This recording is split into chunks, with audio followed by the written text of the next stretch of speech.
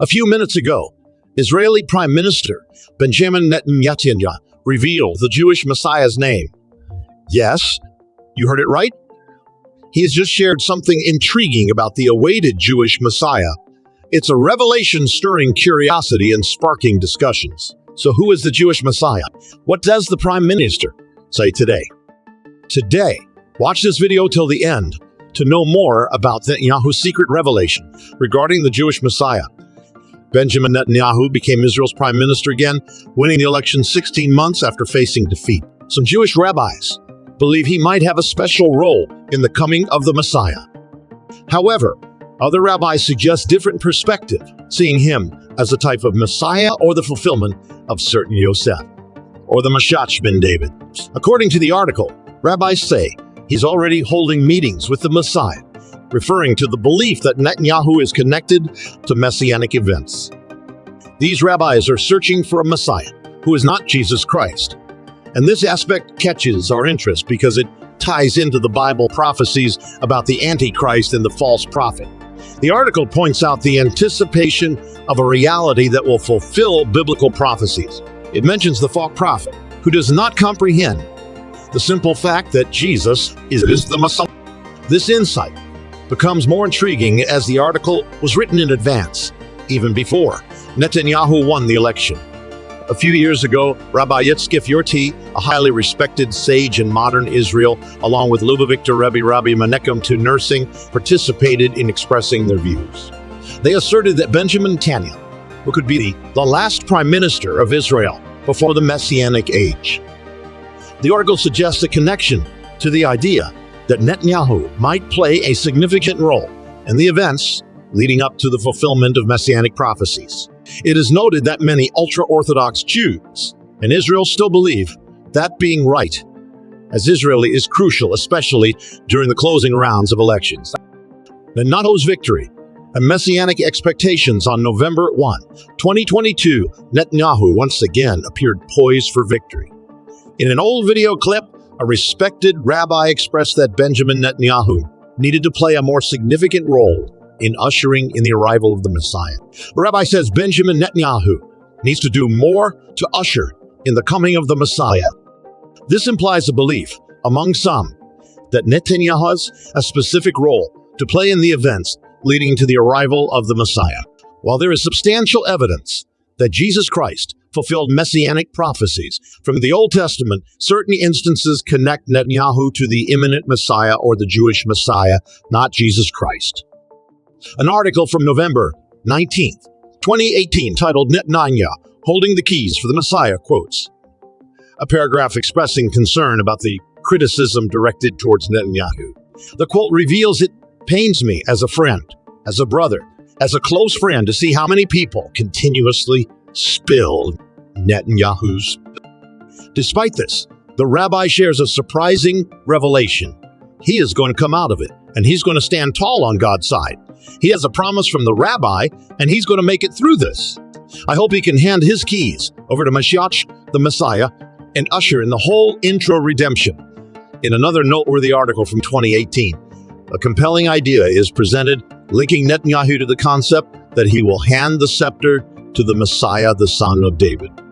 This notion adds intriguing elements to discussions about Netanyahu's connection to the coming of the Jewish Messiah. The article raises thought-provoking questions about Netanyahu's role in the approaching Jewish Messiah. It also touches on the prevailing belief about the Antichrist or the false prophet, stating, according to John 7:42, the scripture said that the Christ comes from the descendants of David and from Bethlehem, the village where David was. The article introduces the concept of a two-stage process for the Messiah, citing Shem Mishmuel. The first stage, referred to as Messiah Ben Yosef, involves practical and earthly aspects, such as gathering exiles and building the land of Israel. The second stage encompasses the Davidic dynasties, re-established order, and the third temple's crowning glory. Quoting Shemuel, the article explains Jonathan will come as the reincarnation of Messiah Ben Yosef, Messiah from the house of Joseph.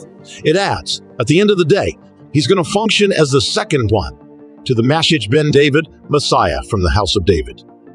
This further implies Netanyahu's significant and multifaceted role in the broader messianic narrative, connecting him to the expectations surrounding the reestablishment of the Davidic dynasty and the construction of the Third Temple.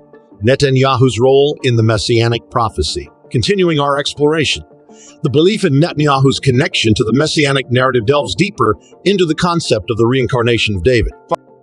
According to the perspective presented, once this reincarnation occurs, Netanyahu is expected to fulfill his promise by serving as David's second in command. So it is mentioned that Netanyahu is fulfilling his function best to his potential as a frontrunner in the material world.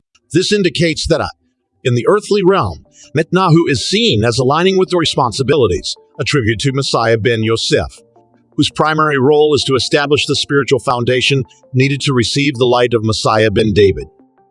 Within the realm of Messiah Ben Yosef, there are acknowledged divisions. Rabbi Sherdy notes that Netanyahu is playing his role effectively as a frontrunner in the material world. Messiah Ben Yosef's primary characteristic is preparing the spiritual foundation for the arrival of the light associated with Messiah Ben David. The narrative reveals the existence of numerous traditions and beliefs that have evolved over the years, extending beyond what is explicitly mentioned in Scripture or understood as biblical reality. Quoting John 20:30-31, the text highlights the uniqueness of Jesus Christ as the Messiah, emphasizing, "These have been written that you may believe that Jesus is the Christ, the Son of God, and that believing you may have life in His name."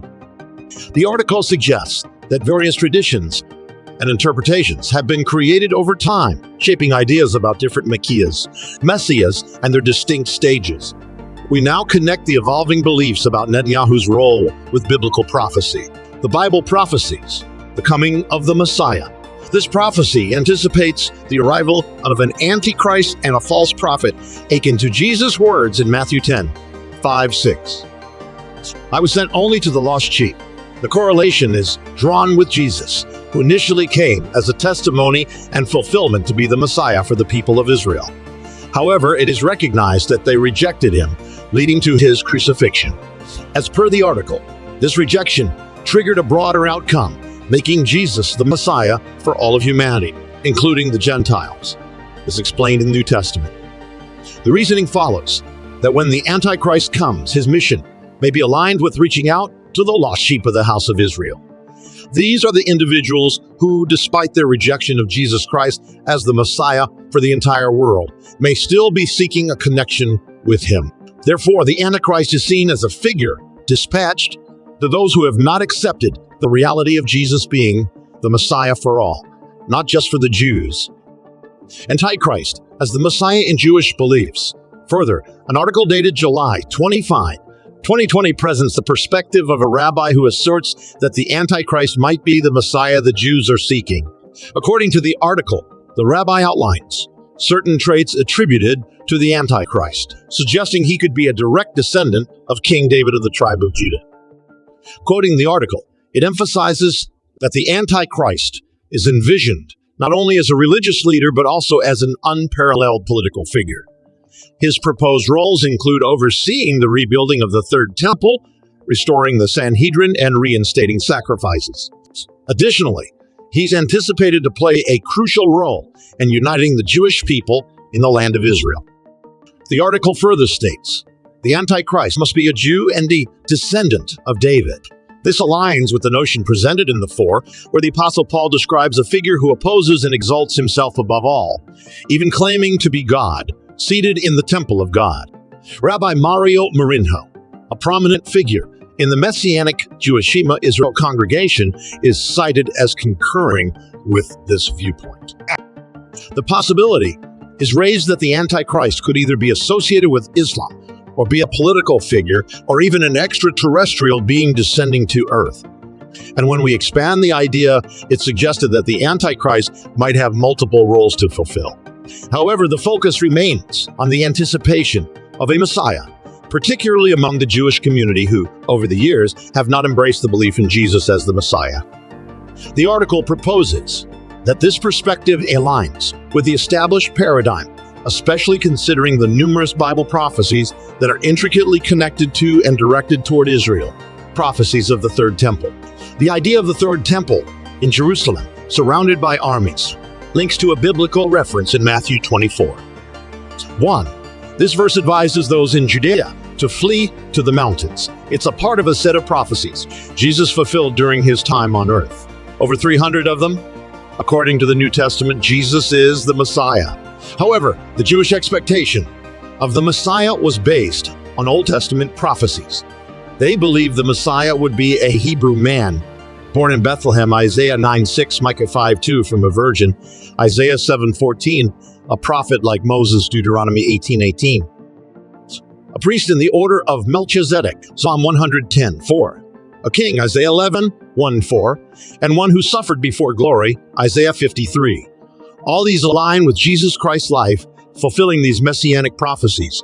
The book of Daniel contains prophecies that hint the Messiah would come before the destruction of the Second Temple. This makes it logically impossible for anyone other than Jesus to fulfill these prophecies, given that they had to be fulfilled before the Second Temple's destruction. Therefore, these prophecies strengthen the belief that Jesus Christ uniquely fulfilled the criteria set by the Old Testament for the Messiah, aligning with historical events and biblical references, the legacy of the Second Temple in Jewish tradition. The Second Temple, though physically absent, holds immense importance in Jewish religious traditions, serving as a powerful memory in the hearts of many. The hope to rebuild this sacred structure persists, rooted in the belief that a future messianic era, foretold in biblical books like Ezekiel and Zechariah, will usher in its reconstruction and the restoration of worship practices. The idea of a third temple is deeply ingrained in theological interpretation, which is fueling debates among Jewish groups. While some Orthodox and traditionalist Jews regally anticipate a literal rebuilding, others perceive it symbolically, representing spiritual redemption rather than a physical edifice. These differing perspectives contribute to the theological discourse surrounding the concept. The Temple Mount's complexities intensify the discussions, considering its religious significance as the home of the Dome of the Rock and the Al-Aqsa Mosque. This sacred site poses significant challenges to any potential reconstruction efforts, requiring careful consideration and diplomatic approaches. Moreover, the Temple Mount, where the previous two temples stood, now houses the Al-Aqsa Mosque, the Dome of the Rock, both esteemed in Islam, making it a site of great significance for Muslims. Any endeavor to rebuild the temple must grapple with the delicate task of addressing these existing structures, likely encountering strong opposition from the Muslim community. The Islamic Waqf, responsible for managing Muslim holy sites, initially denied the presence of a pre-temple on the site, showcasing the sensitivity surrounding the issue. However, historical evidence challenges these claims. British archaeologist Robert Hamilton's discovery of a Jewish ritual cleansing site beneath the Al-Aqsa Mosque, including a mikveh, a Jewish ritual bath, in its foundations, indicates a tangible Jewish historical connection to the site. The discovery of the mikveh underscores the historical Jewish link to the site, providing concrete evidence despite initial denials. Nevertheless, political sensitivities and tensions in the region, heightened by the presence of the Dome of the Rock, create formidable obstacles for any attempts at physical reconstruction. Kohanim training and the Red Heifer, the vision of rebuilding the Third Temple, encounters several challenges, with one significant hurdle being the training of the Kohanim, the descendants of Aaron, who are responsible for the temple's care and upkeep. To address this, a Sanhedrin, a governing body overseeing Jewish law, has been established, focusing on the comprehensive education of the Kohanim in laws, customs, rituals, and priestly duties associated with the temple service. Challenges also arise in procuring the essential element for temple sacrifices, the red heifer, a crucial requirement according to Jewish law. The red heifer must be entirely red with no blemishes, symbolizing ritual purity. Finding a rare cow that meets these criteria is a substantial obstacle. The Sanhedrin actively seeks solutions to these challenges, collaborating with the Temple Institute to cultivate farmlands and recreate Israel's natural environment during biblical times. Despite these efforts, challenges persist, particularly the scarcity of red heifers and the complexities associated with the political landscape of the Temple Mount. Now, the journey to rebuild the third temple reaches a crucial milestone, marked by the birth of an unblemished red heifer. Rabbi Chaim Richman, alongside Reverend Clyde Lutt, a rancher and Pentecostal minister, has undertaken a unique endeavor to produce the red heifer, presenting a significant development in the pursuit of rebuilding the third temple. Understanding the intricacies of animal husbandry and the specific rules for breeding, the team took a unique approach by implanting frozen embryos of North America's Red Angus into Israel's domestic cattle. After numerous unsuccessful attempts, the announcement of the birth of a red heifer calf in Israel marked a historic moment. Being the first in the country in 2,000 years, this achievement brought relief and excitement, particularly for those eagerly anticipating the results. The red heifer, currently kept in an undisclosed location, is expected to play a significant role in future religious ceremonies. Plans led by Rabbi Yitzhak Mamo are underway to hold a ceremony to slaughter the imported red heifers during Passover in 2024. However, this endeavor faces challenges, particularly concerning the delicate issue of the control of the Temple Mount, which remains under Muslim authority. Battle of Armageddon. Further, the Battle of Armageddon stands as a pivotal concept in discussions about the end times. It's prophesied as the ultimate showdown between the forces of good, led by Jesus Christ, and those of evil, led by the Antichrist. Mentioned in the book of Revelation, Armageddon symbolizes a grand and decisive conflict between heavenly and earthly powers. Although its location has sparked debates, the term originates from the Hebrew Megiddo, referring to the hill of Megiddo, an ancient, fortified city in northern Israel. Biblical passages like Matthew 24 and Revelation outline signs that signal the approach of Armageddon. These signs encompass wars, famines, earthquakes, and the rise of false prophets. These prophecies warn about humanity's challenges in the end times, urging people to maintain their faith and exercise discernment amidst potential deception. Armageddon isn't about the end of the world, but rather signifies the climax of moral decay in contemporary civilization and the ultimate clash between earthly nations and celestial forces. It's not the complete termination of the world, but rather a symbolic representation of the pinnacle of moral decline and the final confrontation between earthly powers and divine intervention. Understanding these prophecies is vital, not for instilling fear, but for encouraging vigilance and steadfastness in faith amid challenging times. So Jesus fulfilled numerous prophecies, and these statements aren't ever to disregard Jews or to attack people in the world who are deceived and lost and don't believe Jesus is Christ. It is as clear as it could be that he is the Jewish Messiah.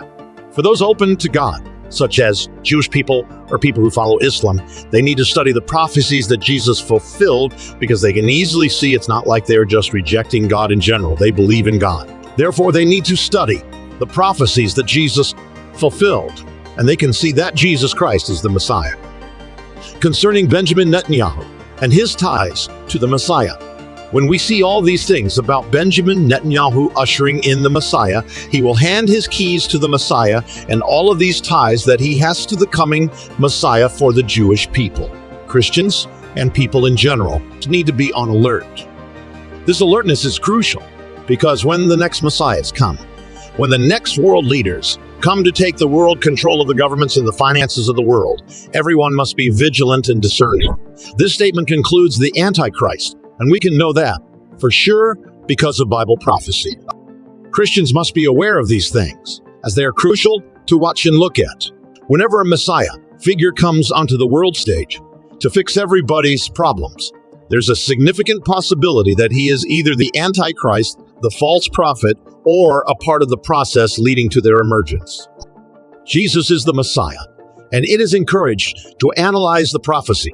Even if someone doesn't initially believe them to be true, Jesus promises to reveal the truth to those who seek a relationship with him. To people of other faiths, such as Islam or Judaism, the advice is to pray to Jesus, talk to Jesus, and test to see if he is real. Jesus will reveal himself as the Messiah, the Savior of the world, and Christ. It's emphasized that that's the only way to God is through him. So what do you think about the hidden Jewish Messiah revealed by Netanyahu? Comment below and subscribe for more.